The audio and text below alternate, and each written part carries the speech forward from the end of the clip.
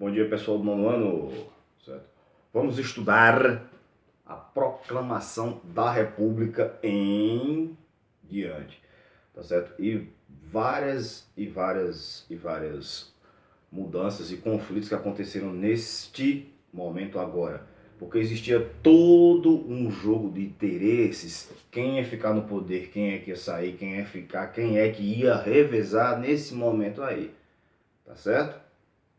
Então, seguinte, primeiramente, certo?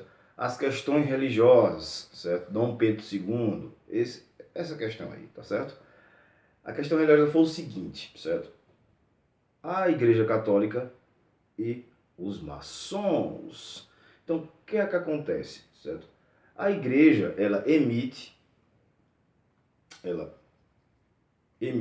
um documento dizendo que todo maçom era pessoa não muito querida a partir de agora, né? Como dizem, pessoa não grata, certo? A igreja ela se preocupava com o poder que a maçonaria, que os maçons, certo? A abertura ou o aumento do poder político, o espaço político que eles estavam conquistando, certo? Daí eles mandaram uma bula, né? Bula, um documento. Mandaram uma bula sílabus para cá, para o Brasil. Tá certo? Aí Dom Pedro olhou e disse, pois, o que é isso? Não gostei dessas coisas. Dom Pedro disse, não vou fazer. Apesar de, certo? Da Constituição de 1824, ela tornava o Brasil um país totalmente católico. Mas mesmo assim, né, ele negou a aceitar o documento da bula. Então o Papa foi e perguntou por que ele não tinha aceito as ordens da igreja, que teriam que ser respeitadas, eram universais, valiam no mundo inteiro, certo? Então ele disse, olha, por conta da Constituição e tal, aquele negócio todo, eu não posso estar metendo bedelho na vida do povo, né? Só que ele também, né, tinha um negocinho com irmação, certo? Então, o que fazer neste momento? Certo? O Papa ficou extremamente irritado, e manda ordens para os padres, certo? Cumprirem suas ordens, certo? Que os maçons não fossem aceitos da igreja, aquele negócio todo, fossem execrados. Aí, vê como o negócio ficou difícil. Daí, Dom Pedro disse que se os padres aceitassem as ordens do Papa, eles seriam presos. Aí, ou seja, o que é que eu faço? Eu atendo o Papa ou atendo o Imperador? Como é que se diz? Eu atendo o Papa atendo o Papa e vou preso? Como é que se diz? Eu atendo o Imperador e vou ser excomungado? Olha, o negócio naquele momento estava muito sério, pessoal. Era, como é que se diz? Porque no caso agora, as ideias republicanas, né? Eu até me atrevo a dizer, né, que as ideias liberais, lembra do oitavo ano, iluminismo, aquele negócio todo, também porque toda a mecânica governamental mundial estava mudando, então as monarquias elas estavam, certo, a não ser Inglaterra, Japão, entre outros lugares aí que ainda tem, beleza mesmo, pá, mas dois padres desobedeceram, certo, um de Olinda, o padre de Olinda e de Belém, eu olhei aqui porque eu tinha esquecido, certo? Eles foram presos, certo? E condenados a, se não me engano, a 6 anos de prisão. Mas depois de 2 anos, com muito protesto, manifestações populares, eles foram libertados, certo? Primeira treta já que Dom Pedro II arranjou, certo? A outra foram os militares, certo? Os militares que voltaram da Guerra do Paraguai, eles voltaram com outras ideias. Olha o que eu estava falando sobre os republicanos. As ideias republicanas, certo?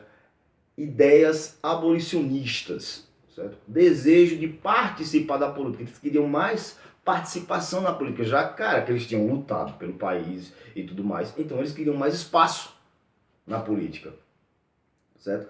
Dom Pedro disse não, certo? Não tem porquê. Militar é militar, político é político. Então daí que acontece que ele chegou a proibir que os militares tivessem contato com a imprensa, falassem com qualquer um, porque naquela época os jornais já, ó, não é coisa de hoje em dia não, certo? Que os jornais sentam o chicote no, nos governantes e tudo mais, não é de hoje, tá certo, pessoal? Então, o que acontece? Um militar chamado Sena de Madureira vai e chega lá pro jornalista e diz, olha, o cara lá faz isso e isso, e o cara quer ser um ditador aqui, o cara quer mandar em tudo, e não sei o que, e tal. Resultado, ó, chilindrou, cana, foi preso. Então, fora esse decreto, outro desagrado, os militares, tá certo? Outra coisa, lá vem outra, viu? A questão servil. A questão servil dos escravos, para ser mais claro, certo? Você sabe que o Brasil ainda era escravocrata naquele tempo, certo? Então, em 1871, vocês vão entender que essas leis são meio infames, mas vamos embora. Em 1871 sai a lei do ventre livre. Só que antes já tinha a lei de 1850, que era a lei Eusébio de Queiroz, né? Proibindo o tráfico negreiro no Brasil. Só que por baixo dos panos tudo funcionava. Vocês sabem como é o Brasil. Em 1871 sai a lei Eusébio de... a lei do ventre livre, ou seja, todo escravo que nascesse a partir daquele momento, a lei agora seria livre. Só que aquele negócio, né, não funcionava muito, porque aquele negócio, vocês sabem as situações dos escravos, então tipo, cara, para uma criança nascer e tu sabe que tem que ter todo aquele cuidado. Então, se a criança nascesse, sobrevivesse, ele ia ser livre, né? Se o escravo ou escrava não morresse antes, certo? Então até os caras apelidaram de piada nacional essa lei. Aí em 1885, certo, sai a lei do sexagenário, ou seja, todo escravo que alcançasse por milagre divino os 60 anos estaria livre da escravidão. Lindo, né? Só que não. Para um escravo chegar aos 60 anos, cara, era difícil. Né? As condições eram difíceis, os caras trabalhavam muito, sofriam muito, apanhavam muito, se alimentavam mal. Então, era difícil. Né? Aí, em 1888, chega a Lei Áurea para libertar os escravos. Princesa Isabel. Lindo, né? Logicamente, desde já a gente tem que colocar um parênteses aí, né? Por exigência e pressão da Inglaterra, né? E outros países, né? Que já tinham deixado o tráfico negreiro. Bom, vamos embora. Só que tem um problema aí. Você diz, mas professor, de novo? Pedro II vai arranjar problema de novo? Sim, porque é simples, certo? Ela libertou os escravos, chegou lá, assinou um papelzinho, carimbou e tal, aquele negócio todo, certo? Sim, outra coisa que eu esqueci de falar, vamos voltar um pouquinho à lei de sexagenário. Tanto a lei de sexagenário quanto a lei áurea, certo? Se você de cima para baixo fizer um ligamento, uma ligaçãozinha aí, é aquele negócio. Os escravos eles seriam soltos. Legal. Fim da escravidão. Legal. Mas os escravos iam viver de quê? Iam trabalhar aonde? Como? Apesar da ideia geral aí, é acabar com a escravidão, certo? Para ter uma mão de obra livre. Mão de obra livre e barata, digamos assim. Então, ou seja, certo? Você, tipo, tira os caras da caldeira e joga na fornalha. Tá entendendo aí, né? Então é o seguinte, só que, voltando para a Lei Áurea, tá certo? Voltando para a Lei Áurea, ela libertou, certo? Teve essa lei, foram libertados, blá, blá, blá, etc e tal. Só que aquele negócio, certo? Os escravos trabalhavam para os fazendeiros. Os fazendeiros que ganhavam dinheiro com os escravos. Aí, me diga uma coisa. E aí? Eles tinham que ser ressarcidos, né? Por esse, digamos, prejuízo. Só que não foram. Aí, os cafeicultores paulistas ficaram mordidos poico, certo? Outro desafeto. Então, é aquele negócio, né? A queda do império já estava anunciada, certo?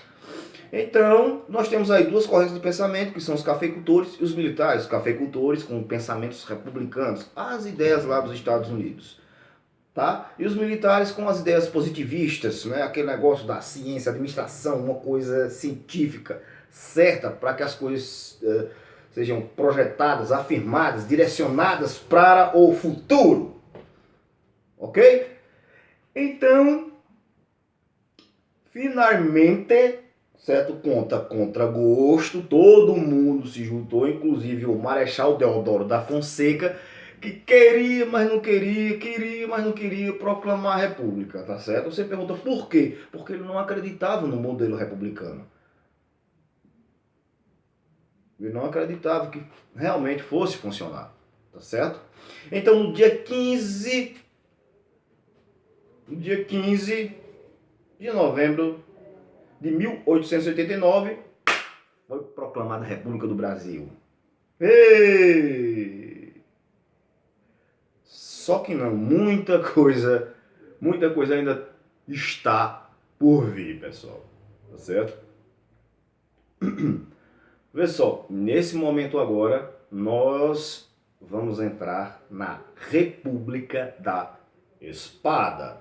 Ou República Velha, ou República das Oligarquias, ou República Oligárquica, certo? Ou seja, os poderosos, aqueles grupos, certo? Que vão se bater aí. Vai ter muita, mas muita confusão aí, certo? Entre republicanos e positivistas. Vamos para frente, certo?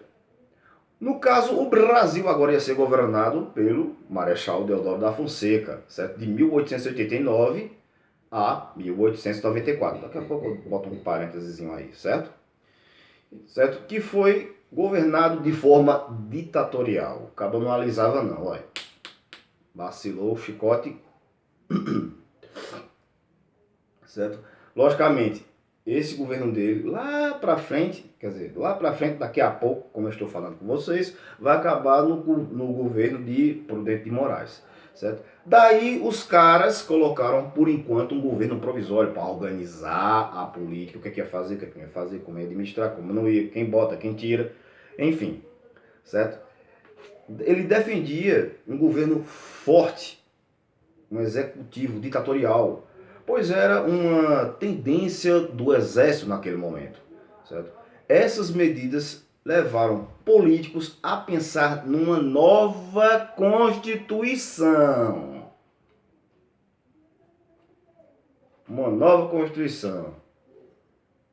Vamos para frente. Certo? A Assembleia Constituinte foi convocada. A Assembleia, sim, pessoal, né? É quando se convoca todo mundo, deputado, aquele negócio, senadores, todo mundo para ver lá as leis e tudo lá, estudar e aprovar, tá certo? Então em 1801 foi promulgada a nossa Constituição. inspirada no, presta atenção, inspirada no modelo americano, trouxe importantes mudanças para o Brasil do modelo federalista, certo? Lembra lá, né, da Revolução Americana, que livrou dos ingleses e tal. Qualquer coisa, dá uma voltada lá no 8º ano e dá uma recapitulada lá, certo? Então, seguinte, o que é que muda? Seguinte, certo? No caso, agora, só terão os 3 poderes, porque lá atrás, ou seja, existiam 4, certo? Que era legislativo, judiciário, executivo e poder moderador. A partir de agora, o poder moderador será extinto. O Brasil agora, certo? Seria presidencialista. O presidente, assim como hoje, teria um mandato de 4 anos. Com relação aos deputados e senadores, certo? Os deputados teriam um mandato de 3 anos e os senadores de 9 anos, que antes, certo, era pro resto da vida, certo? Fim dos sistemas censitários. O sistema censitário, ou seja, o sistema permissivo, ou que permite fulano voltar porque fulano tem um nome, renome, ou resumindo, tem dinheiro, tá certo? Seguinte, só que neste momento ainda as mulheres não podiam voltar, tá, pessoal? Então, seguinte, teve a separação também do Estado e a Igreja, porque vocês sabem que na monarquia a Igreja mandava em tudo, mas